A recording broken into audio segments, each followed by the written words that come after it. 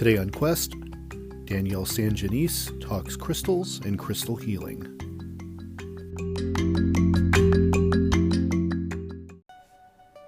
Life is a quest for logic and reason.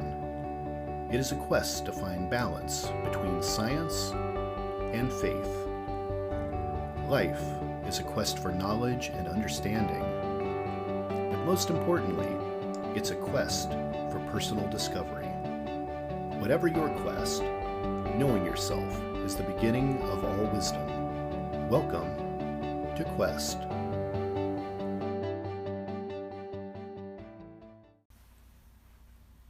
Hello everyone, I'm your host, Todd Fischer, and this is Quest.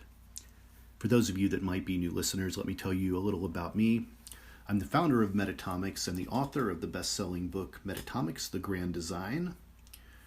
I'm a philosopher, a theorist, a metaphysicist.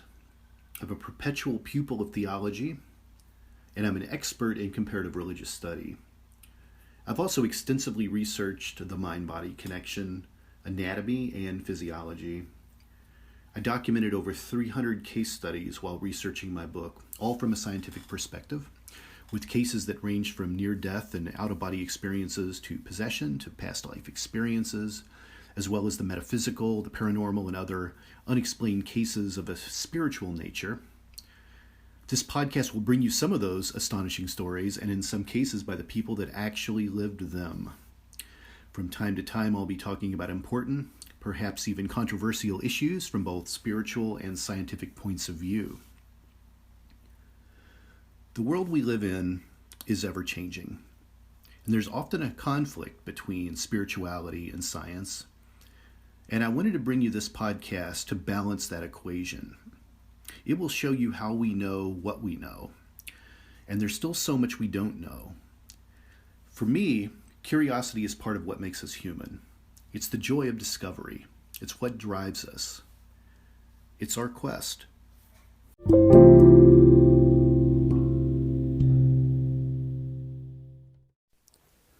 On today's episode, I'm interviewing Danielle Sanjenis. We get into a thorough conversation on crystals and crystal healing. I'm fascinated by crystals, and there's actually not much scientific research into them. I think you'll really enjoy this interview today. Hi, Danielle. Welcome to the podcast. Hi, Todd. Thanks for having me. Well, this is our second time trying this podcast. We actually attempted recording this early in the year. And there were like a lot of technical issues, it was the beginning of COVID and I think everyone was on Zoom and we had like a lot of dropout and I tried to salvage it, but it was too difficult to fix it. And it was a shame because it was like literally one of my favorite interviews. Aw. So we've had busy schedules and we finally here toward the end of the year have gotten to be able to do this again. So how's your summer been? Wow. It's been interesting. It's just been like no other. All the kids around constantly. And when we did the first one, we were at the beginning of COVID. Right. And it's like, wow, you couldn't have scripted this any differently from we already knew it was going to be a weird election year. And then you have COVID, which no one was sure where that would go. For people listening, Danielle is New York based. So certainly she was in the epicenter of all of this. And then the schools closed, your kids coming back home, we have riots, we have businesses shut down, like you name it, we got it this year. It's true. I just, and I know this is not a podcast about New York, but I really am a New Yorker, native New Yorker, born and raised here. And my heart is in the city. And it was devastating to see New York the way it's been over the last 8 months or so. So yeah. You told me the other day that you were seeing Christmas lights going up, but buildings boarded up. It's true. I'm walking around on Park Avenue. The beautiful Christmas trees are being erected in the middle of the avenue. And I was like, oh, nice, a sign of normalcy. But then like the shops, everything were boarded up because of fears of riots after the election. And I'm hearing police cars. And I just was just like, where am I? What's going on? And that's just kind of what I've been saying every day since this all began. It's surreal for sure. Do you think we're seeing light at the end of the tunnel, or do you think we're going to head into next year and still have issues? Is this over? What do you think? I think we are, I'm more hopeful in terms of, I think some point next year we're going to come out of this, especially with all these talks I'm hearing of the vaccines the vaccine that's supposedly coming, and just a matter of just kind of distributing it and everything. But I think for the next 6 months, it's still going to be just kind of touch and go here with, I think, it's spiking again here in New York, as I don't know if we're following Europe. I don't know if we have another lockdown ahead of us. Restaurants are really suffering. They had just opened a bit at, I think, from 25% to 50% in indoors, but I think that's going to go away again. And soon they're going to lose the outdoor seating because eventually it's going to get cold. So it's hard. It's hard to imagine. I think we still have a long road ahead of us before it gets better. Yeah. Well, I think certainly it could take a year for people to get vaccines anyways. So I think we're at least looking at another year of a similar situation. Well, definitely me. And I think you. I mean, I've already been speaking to people who are, knowledgeable about who's going to get the vaccines in what order. And I'm in the last group. So. Oh, gosh. So for people that don't know, I've already had your daughter on my podcast. Yes. Chloe was on here, who is Take a Xanax. So for people that are my regular listeners, and it's actually one of my most popular podcasts. Her talking about her experiences through COVID and where she's at, and she's built really an interesting kind of brand for herself with this. And I really enjoy talking to her and seeing where she's at. And now we get to talk to you about interesting stuff that you do. And one of the things that I really wanted to get into in this podcast was your work with crystals. But before we get into that, let's kind of give the listeners a little bit about your background and kind of how you kind of grew into the world of yoga and then crystals and kind of where we're at now. Okay. Well, as I said, I grew up here in the city, so through studying, I've been a yogi for around 15 years now. I really kind of got into yoga around 15 years ago when I'm divorced. I have 3 daughters, just kind of throw that little tidbit in. And I think I went to my first yoga class around 15 years ago when I just really I needed help. I needed healing. It was just a really tough time. And I started to then continue to go to yoga, and I found something in yoga that I really needed, a certain kind of grounding that I didn't naturally have as part of my personality. If anyone is familiar with Ayurveda, which is the sister science to yoga, based on your own you have your own constitution. And based on what that is, you can do certain things by certain things in terms of how you take care of yourself, how you eat, how you exercise, that can help to bring you into balance. And so I kind of, through my studying about that, found out that I'm very Vata in nature. And Vata means like air, and particularly movement of air. And people with Vata,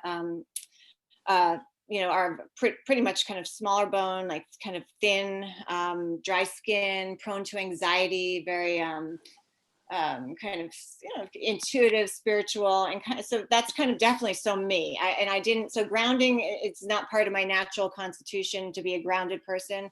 And growing up in Manhattan just kind of added to that. I just wasn't around nature a lot, and I was just a total like metropolitan girl, like culture, in and out of museums, always going to restaurants and taking the subway, like not out, like, kind of getting energy from trees. So the yoga really kind of opened up like a whole new world to me. And And I started, then I got my certification. I became a yoga instructor, and through working for, towards my kind of yoga certification, I was starting to, needing to develop a meditation practice. And I just had a hard time with it because I'm not, kind of a very grounded person. I couldn't sit there and focus. And I just had a hard time sitting even 5 minutes. And so I found myself one night just kind of walking around the West Village. I was kind of just kind of strolling through Christopher Street, and I stumbled upon this little crystal shop, and I walked in, and I was just mesmerized, like right away.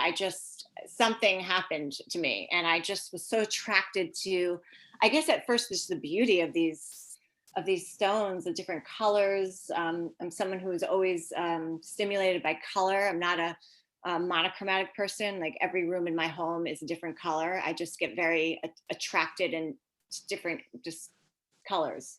Sure. And yeah, so I started just kind of bring little crystals home, and I was just drawn back to that shop over and over again. I didn't even know what I was doing with it.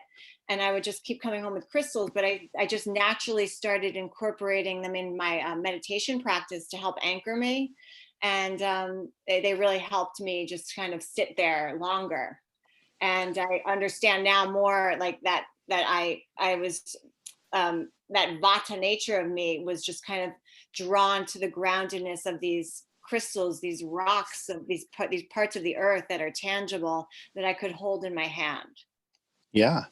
And that store, that was Stick, Stones and Bones? Yes, good memory. Yeah. Yeah, it's my favorite crystal shop in Manhattan. Yeah, we'll put a little plug out for them. I love them. Yeah. So that's interesting how you got into that. But did you grow up religious? Where was your spiritual awakening? Did that happen later when you got into yoga, or did you grow up with some form of religion or spirituality? Yeah, no, none at all. Actually, it's such an interesting part of my story. I was not exposed to religion at all. My father grew up Catholic and my mother Jewish. But my father, just total atheist. So, I mean, by the time when he married my mother, he kind of, she wasn't religious, but she then became like, he knocked it out of her, and I just wasn't exposed to anything. And he just, I mean, literally, like, it actually made me very uncomfortable, like growing up as a kid, because you want to feel like you belong to something, and you don't want to be teased. And I was teased because because it's such a question you get asked, what are you? And Yeah. I wouldn't know what I was. And that's how I would answer. I would say I'm nothing. And then kids would laugh at me. So, Yeah. I really it was very confusing for me growing up. I didn't know, I wasn't exposed to anything. I didn't even know what any of it was. Yeah. Yeah. What do you tell me about crystal healing? How do the crystals work in healing a person? Well, the crystals, crystal healing is a vibrational medicine, which is the use of vibration and energy and frequencies to restore health and balance back to the human body. So it's based on kind of just, it's reliant on the existence of energy fields, and the healing takes place by the interplay of the energetic field of the human being with that of the crystal. Yeah. So, it just kind of goes back to like quantum physics. And I've said this to you before, I'm not a science girl, and I wish I paid more attention in science, but it really is about that. And, Albert Einstein said everything in life is vibration. That's the part I'm working on. Yeah, So you're into that stuff. Yeah. So so that's now, how we work with crystals with that. Now, I've actually watched you perform a crystal healing through Shade Tree Center from one of the workshops that they performed. That was actually the first time I met you. Right. And so tell me about that process and how that works. And also, can a person perform a crystal healing on themselves, or do you always need a practitioner to perform this for you? Okay. Yeah, no, the crystals, they kind of speak to you. If you really allow yourself to open up and kind of just sit there with the crystals and meditate with them and have them on certain parts of your body, depending on what you're working on. You don't need to have a practitioner there working on you. You can definitely, gather a few crystals. You would have to have some information on what, which crystals you're working with and what you're trying to, what healing you're in need of. And you can do that yourself, in a meditation, or if you were to have someone, a practitioner. What I do, sometimes is I'll incorporate it at the end of a yoga session, for like the rest period at the end with shavasana. Yeah. I sometimes will kind of just then like do a little bit of a chakra balancing, where I'll place particular crystals on different chakra points, and just I have a tuning fork, and a tuning fork kind of just enhances the power of the crystals through sonic vibration. So it acts like a bridge between the energetic field of the crystal and that of the human. And you just strike a crystal, and then the frequency comes out towards from it kind of brings it out at a higher level. Right. Yeah. Let's talk, for people that don't know, let's talk about maybe some of the typical crystals that are out there. I think most people know what a quartz crystal is, but tell the audience what other types of crystals are. What are the most popular crystals? Okay, well, quartz is the most popular. Clear quartz crystal. It makes up so much of our technology. As you're aware, like in computers and watches, and there's something. Have you heard of the piezoelectric effect? Yeah. Yeah. I write about that a little bit in my book. Oh, those lighters, like those long wand lighters that you press your thumb down, like you light a campfire with. Yeah. Yeah, like that's an example. Like the piezoelectric, as you know, is like that the application of pressure on a quartz crystal that ignites a spark. Right. And so that's a quartz crystal is just kind of, it's been makes up 12% of the Earth's crust, and is just been part of the Earth since the beginning of time. So that's probably, I would think, the most versatile of all the crystals. As you said, most people know it. It's known as the Philosopher's Stone. It clears energy, it charges energy, it harmonizes energy, and a great starter stone. If you just don't have any other crystal, just kind of start with the clear quartz crystal, and that's just a good one to start with. But other very popular ones that are really lovely are like the rose quartz. Is a beautiful pink stone, which is stone of love, and so it's very healing and calming, reassuring stone. It clears and opens the heart chakra on all levels, and it particularly kind of supports the idea of self-love, and starting with yourself first, and feeling that yourself, connecting with your wholeness, and then taking that and bringing that energy out in order to give or receive love from a place of wholeness. So it really fosters self-forgiveness, self-nurturing, self-care. And what else? Amethyst, a beautiful stone. It's comes from the Greek word meaning not drunk. And the ancient Greeks used to drink wine out of amethyst goblets to prevent drunkenness and hangovers, and it became known as the sobriety stone. It really kind of it's just known as like the natural tranquilizer, and it just helps with people suffering from addictions and obsessive behaviors. It just really kind of has this calming effect on every level: physical, emotional, mental. It also helps people with having trouble sleeping. It's a great stone to have to cure insomnia. Kind of just sleep with it next to your bed. And what is black tourmaline for? Protection. I have one right in when you walk in my home. Right, it's a great stone to have at the like the front entrance of your home for protection and kind of shielding your energy. Is turquoise technically a crystal? Yes, it is. Crystal, it's the exact crystalline structure of turquoise, I'm not sure, but it has very powerful energy. It's a stone of the fifth chakra. For a lot of the blue stones are known to help kind of blockages in the throat. So they help really improve your communication skills, so that you can really kind of just be less inhibited and speak your truth. And yeah, it's a beautiful stone to work. How does a person pick out a crystal for themselves? Well, that's a good question.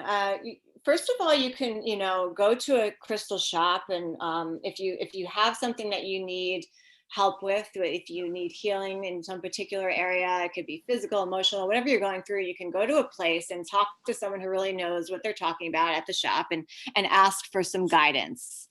And then go find that crystal and kind of see how it feels as you kind of just breathe with it, hold it in your hand.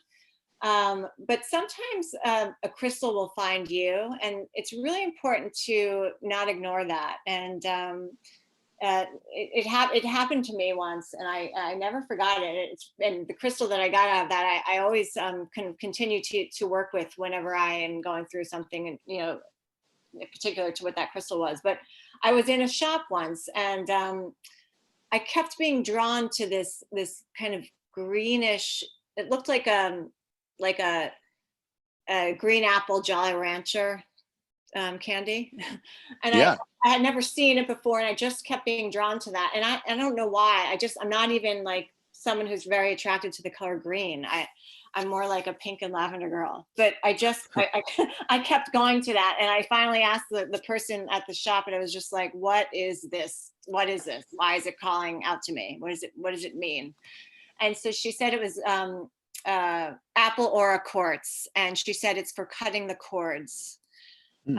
And she said it could be for cutting the cords with someone maybe who came into your life, maybe as a teacher, and at first it was good for you and taught you a lot about yourself, but then it became toxic, and now it's time to sever the ties.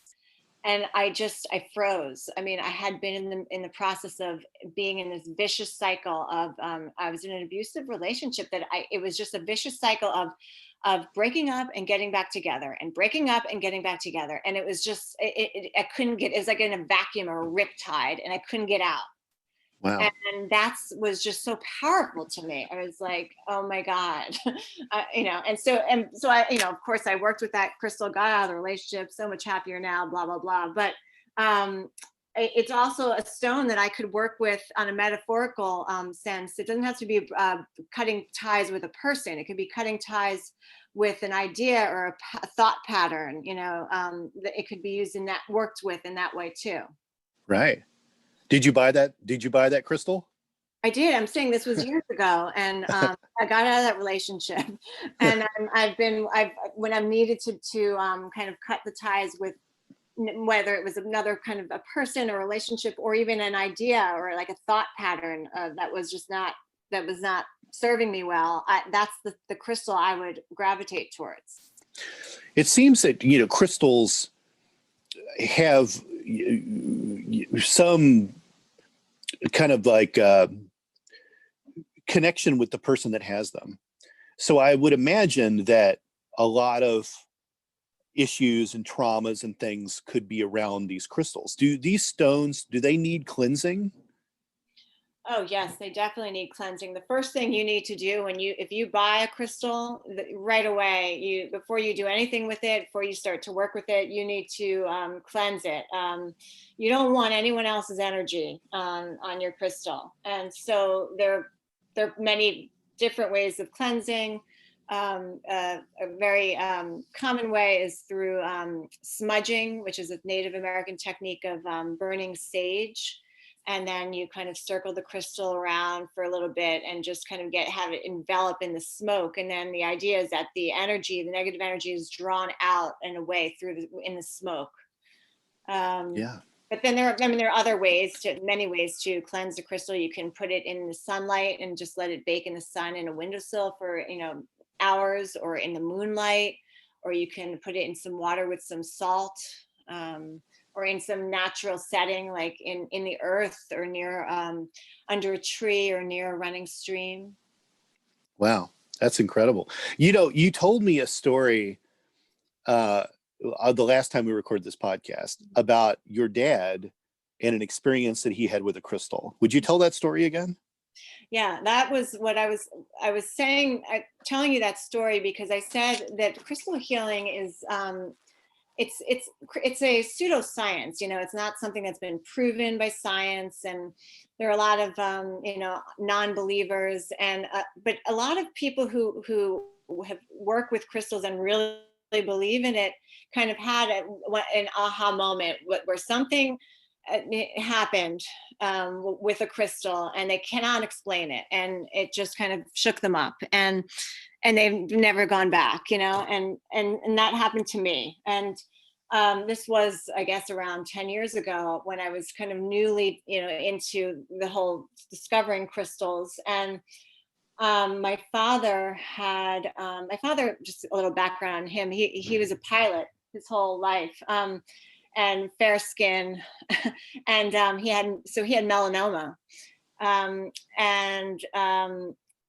it had come back. The melanoma had come back during this time around 10 years ago, and it was in a very dangerous place. It was just kind of right in the top of his head, and it just wasn't good. And so he was scheduled to go into for surgery, and my mother was just so upset, and I just as was I. Just my father just takes it as he does, you know, disciplined pilot, just doesn't get emotional about anything, the atheist that he is. And I grabbed my mother and I took her down to Christopher Street, just stick, stone, and bones. And we walked in, I'm like, you need to help us. You know, I explained to them what was going on, and they took me to this blue stone. And you know what, since I spoke to you last, Todd, remember, I didn't even know the name of it. I researched it, I found the name. I had my father send me the stone, the pictures, and then I finally figured out what stone it is. So I can tell you, because I know you said you might need it. It was celestite. Okay. And so I sent my mother home with this celestite, this blue stone. And my mother said to me, and and there's some things, like, you know, with when pigs can fly, like kind of idea, like thought visions in your mind. Right. When pigs could fly, she's describing to me my father, the disciplinarian, pilot, atheist, shows no emotion, shows no belief in anything, sitting on his knees against a bench, rubbing this blue crystal that my mother brought home to him. And I'm just like, I don't believe it. She said, yeah, that's happening right now. I was like, okay. So whatever, they go to bed. The next morning, I'm doing my meditation, and I was waiting to hear from them, that my mother, for her to call me that, like, he's in the surgery or what's going on, I'm just kind of sending good energy. And then it's just too early in the morning. I get a call and I'm like, this can't be, and my mother said, hey, we're in a taxi on our way home. The doctor had him on the table, ready to open him up, and just did one last, scan. And he said he's never seen anything like it. It's gone. It went away. He canceled the surgery. Wow. Yeah. I mean, chills. I'm getting chills right now. I got literally the hairs up on my arms. That happened. And I don't know how to explain it. Wow. And what is your dad's feeling on crystals now? He actually let it slip a year ago. We were out for dinner. It was my birthday, actually. And we were talking about, I don't know what we were talking about, crystals. I had given him a crystal once as a thank you. He and his friend flew my fiance and I to Vermont. It was a short, like, little plane ride. And I had given them each a clear quartz crystal. And he told me that he has it in his flight bag now and never flies without it. Wow. I couldn't believe that too. I almost fell off my chair when I heard him say that. That's great. Wow. That's incredible. Cool. That's an incredible story. I definitely wanted you to share that again. Yeah. Another passion, I want to kind of move off of crystals for a second, but I know another thing that you really like are essential oils and aromatherapies. What are your feelings on essential oils and aromatherapies? Well, I've always been drawn to that. I've just kind of been like someone who really just gravitates towards a rich experience of healing and wellness. And I think that when you combine a whole bunch of these practices, whether it's sound healing through the beautiful chimes and singing bowls, and mix that with aromatherapy, with burning incense or having oils rubbed on your body, and then bringing crystals out in the mix, and just the music, I think that when you put it all together, it raises the vibration. I mean, because I do think that everything really does have vibration, and I think it just increases the power of when you have this cumulative effect of all of them together working together. So the crystals and the oils can work together. I believe so. Wow, that's amazing. Yeah. Well, that's great. Well, I'm glad we got a chance to do this podcast again, and hopefully you will come back and tell us more about crystals, and I can get into these a little deeper, and maybe our next conversation can be about other types of crystals, and I can even add in a little bit of science to help support it too, because I really like this topic, and I really wanted my listeners to find out a little bit more about this, a crash course into crystals. Yes. Crystals 101. Yeah. And how can people find you out there on social media, the interwebs, and things like that? Well, I am not a big social media person, but I am on teaching yoga through Shade Tree on Wednesdays, a Zoom class. And my Instagram is Pink Moonwater. Okay, good. Well, perfect. So, Danielle, thanks for coming out today, and let's check in soon. Definitely. Thank you, Todd. It was a pleasure speaking with you. Thank you so much. Bye-bye. Bye.